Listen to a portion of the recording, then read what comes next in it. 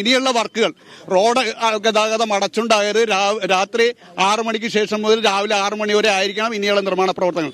ഒരു കാരണവശാലും ഗതാഗത സ്തംഭനം ഉണ്ടാക്കരുത്. ഇതാണ് ഞങ്ങൾക്ക് അപേക്ഷിക്കാനുള്ളത്.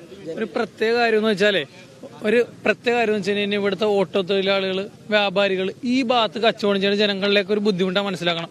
ഒരു വർഷത്തിന് മുകളിലേക്ക് കച്ചവടമില്ല. അത് നേരെ നോക്കിയോ, ആ ഹോട്ടല് പൂട്ടിയിട്ടേക്കണേ, 14ഓളം തൊഴിലാളികൾ വർക്ക് ചെയ്യണേ. അതുപോലെ ഇവിടെ ഓരോ സ്ഥാപനങ്ങൾ എല്ലാവർക്കും വ്യാപാരി ലോൺ ഉണ്ടാവും, മറ്റേ ബാങ്ക് ലോൺ ഉണ്ടാവും, ഇതെല്ലാം ഉണ്ട്. EMI കോവിഡിന്റെ സമയത്ത് പോലും അത് മൊറട്ടോറിയം ചെയ്ത്. ഇന്ന് അങ്ങനത്തെ ഒരു തീരുമാനം പോലും ഇല്ല. ഇവിടുത്തെ ജനങ്ങൾ അതിനെന്ത് ചെയ്യും? ഓരോരുത്തരും ലോൺ അടക്കാൻ പറ്റാതെ 150ഓളം സ്ഥാപനങ്ങൾ ഇവിടെ നിർത്തിപ്പോയി. 35ഓളം പേര് രക്തസാക്ഷികളായി. ഇതെല്ലാം കഴിഞ്ഞ് സഹി കെട്ടതിന് ശേഷമാണ് നമ്മൾ ഓരോരുത്തരും സമരത്തിന് ഇറങ്ങിയ. സമരത്തിന്റെ ഇടക്ക് ഓണത്തിന്റെ ഒക്കെ പൂട്ടുകച്ചവടം പോലെ മിനിഞ്ഞാന്ന് രാത്രി 2 മണിക്ക് അരൂർ ഗവൺമെന്റ് ആശുപത്രിന്റെ അവിടെ വന്നിട്ട് ഇവർ ഇവിടുന്ന് കൊണ്ടുപോയ വെള്ളം തുറന്നു വിട്ടേക്കണേ. വീഡിയോ വിഷ്വൽസ് വേണേൽ തരാം. ഇന്നലെ രാത്രി 1 മണിയായപ്പോ ഈ നമ്മുടെ കാരിക്കാത്തെന്ന് പറയും, പുള്ളമുക്ക് പ്രദേശത്ത് വന്നിട്ട് ഇതേപോലെ വെള്ളം തുറന്നു വിട്ടേക്കണേ.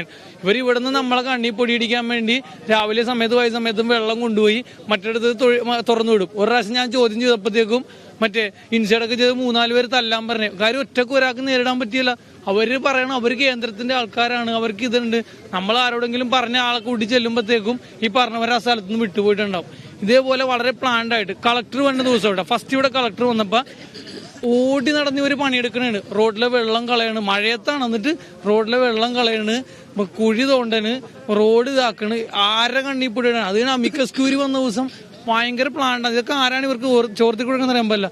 വന്ന് ചെളി കോരണ്, ഇവിടുന്ന് ചെളി കോരി ഇതിന്റെ അകത്തേക്ക് ഇടുന്നു. അടുത്ത മഴയിൽ ആ ചെളി ഇങ്ങോട്ട് വരുന്നു. കഴിഞ്ഞ ദിവസം ഇവിടെ ഈ സത്താർ കിടക്കുന്ന നേതൃത്വത്തിൽ ഇവർ തടുത്ത് എന്താണ് ഇവിടുന്ന് ചെളി കോരിക്കൊണ്ടിരിക്കുക. ചെളി കോരി ഇതിന്റെ അകത്തേക്ക് ഇടുന്നു. ഈ ആൾക്കാർക്ക് ചോറിന് ആൾക്കാരല്ലേ, ബുദ്ധിയുള്ള ആൾക്കാരല്ലേ, മഴയത്ത് അടുത്തത് ഇങ്ങോട്ട് വരണേ.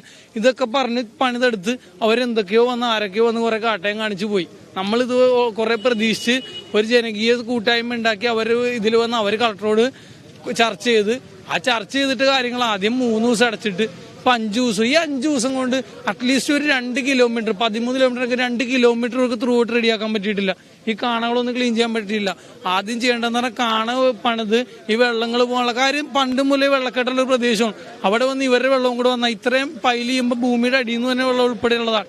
ഇതൊന്നും ചെയ്യാതെ ഇതാക്കി ഇപ്പോഴും നമ്മളെ പന്നിക്കിട്ടുകൊണ്ടിരിക്കുകയാണ്. ഇത് ഇനി നടക്കൂല. പറഞ്ഞ പോലെ ബുധനാഴ്ചത്തെ സമരത്തിൽ ഞങ്ങൾ ശക്തമായി പ്രതിഷേധിക്കും.